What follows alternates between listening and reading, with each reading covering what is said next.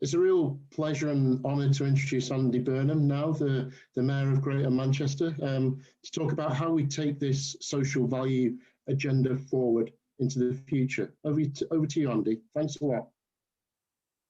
Oh, you're welcome, Matthew. Thanks for letting me join you all. Sounds like you've had a really productive morning. I've been in the hot seat with Mike Sweeney, so I'm a little bit a bit flushed at the moment. So I'll cool down as I settle in. But no, it's great to hear what everyone is. We're all having the same conversation increasingly here, aren't we? And for me, this is an idea. Can I say it's had a slow start?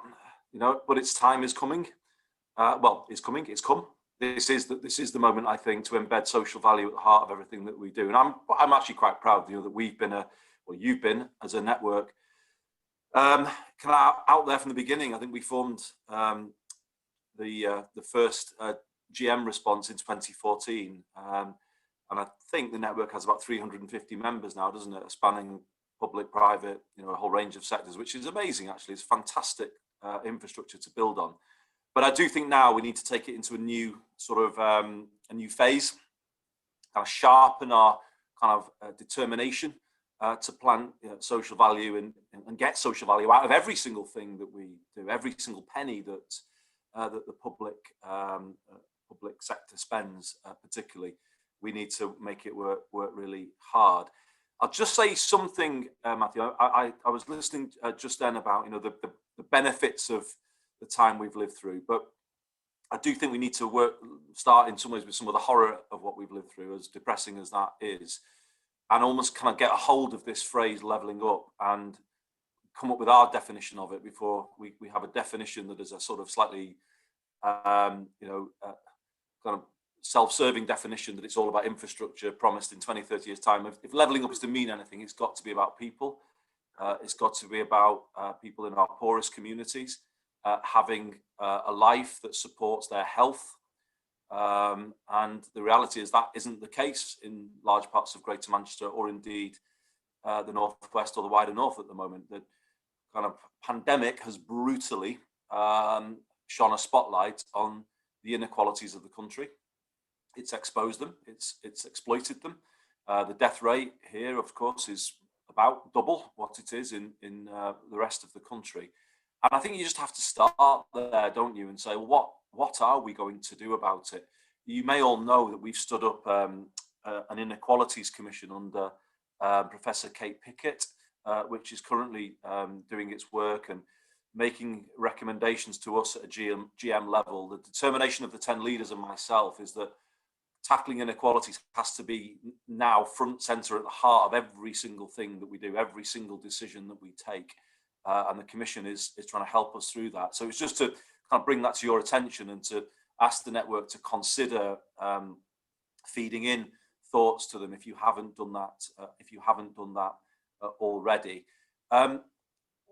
What is behind all of this kind of pain, really, that we've been through over the last year? It's exposed that some people don't have jobs, as I say, that kind of support their health, but particularly their mental health, because they are so insecure that they live week to week, even day to day, worrying about everything.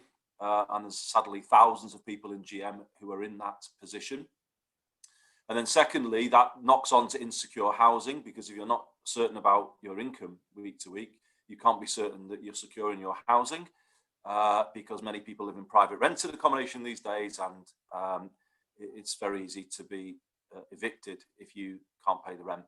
And the reality is that more and more people have been living that kind of life over the last decade, and we now need to, I think, post-pandemic, have quite a laser-like focus on that.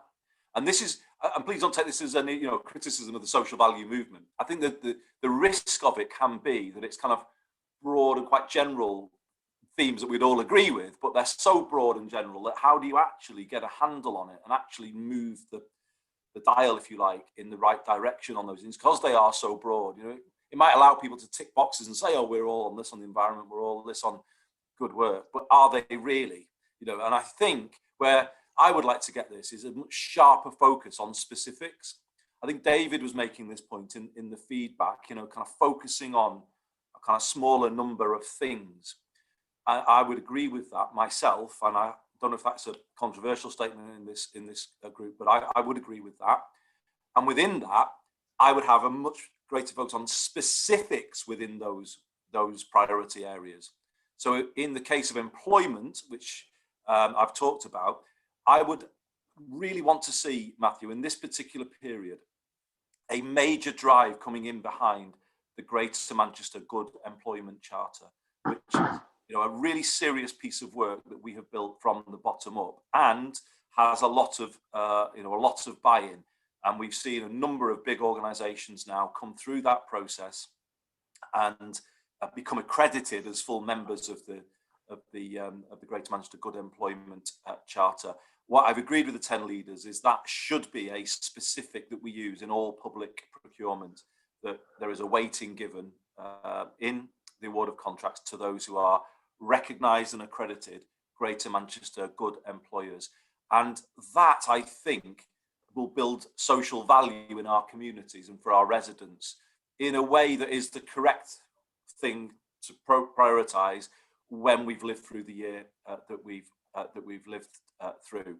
And I think it was Sophie who was making the point about not just sort of kind of portraying this as a sort of burden agenda or a sort of token agenda, but make the business case for this, the business case for being a good employer, because there is one, and it's a very strong one, that you will have a more motivated, productive workforce if you treat them properly and you give them security, so they're not spending their working day worrying about everything. It's a simple, but often that argument isn't heard. So I do think we need to sort of focus on the positive business case that supports being a good employer.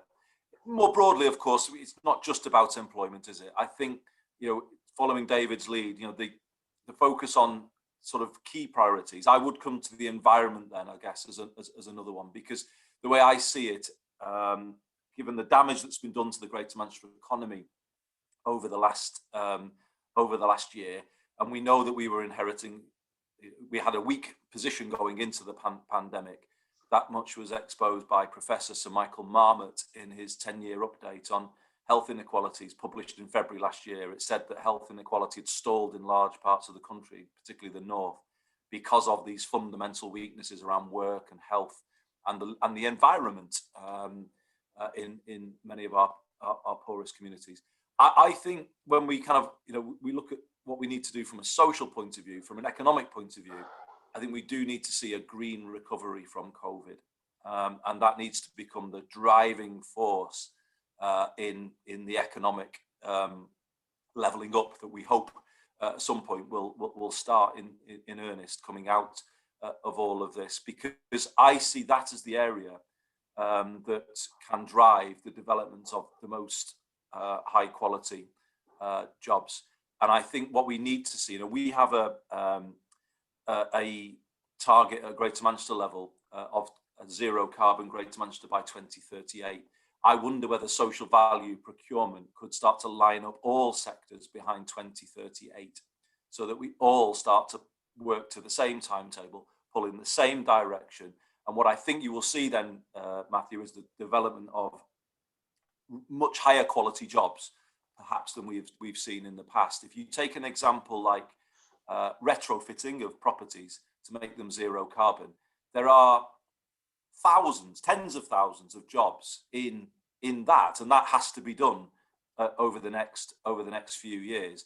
And I don't think we've ever been in a position in my lifetime to say to the next generation in the north that if you train in these particular skills, you will have a quality job for most of your working life. But that is an opportunity that is right in front of us right now. So what I would like to see is Greater Manchester sort of capture the sort of energy around a green recovery, and build that into all of our procurement and ask all organisations in all of our sectors to buy into 2038, because the multiplying effect of that will be huge. And I think what it again does is it focuses minds on a very specific thing, and it then drives out the social value in to a clear timetable, and it also then has those wider economic benefits as well. So I mean, that's just a few thoughts from me.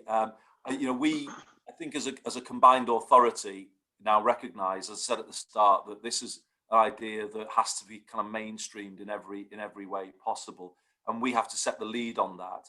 But then we have to go. You know, we would do it at our level. And if you think about the procurement might of Greater Manchester, the GMCA, 10 councils, Greater Manchester Police, TFGM, Greater Manchester Fire and Rescue Service, all of our NHS. I mean, you're talking of colossal weight if we can get, you know, the commitment running right through all of those organisations. And it is, by the way, I've got a list of examples I was meant to give you, which I haven't got around to doing it, but there are some great things that those organisations are doing.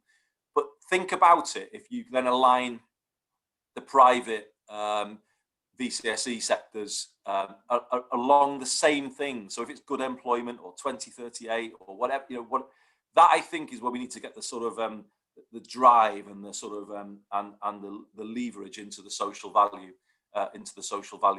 movement. So I hope those reflections are helpful. We'll be guided by all of you. You know, obviously we are very grateful to you all for the commitment you make to this. I think recovery is going to be harder than we all realise. It's going to be a really tough road back from this, and I think it does require a sort of level of collaboration, as people have talked about, of unity of purpose and focus, and I think this network can really help us get all of that. So thank you, Matthew. I will hand back to you.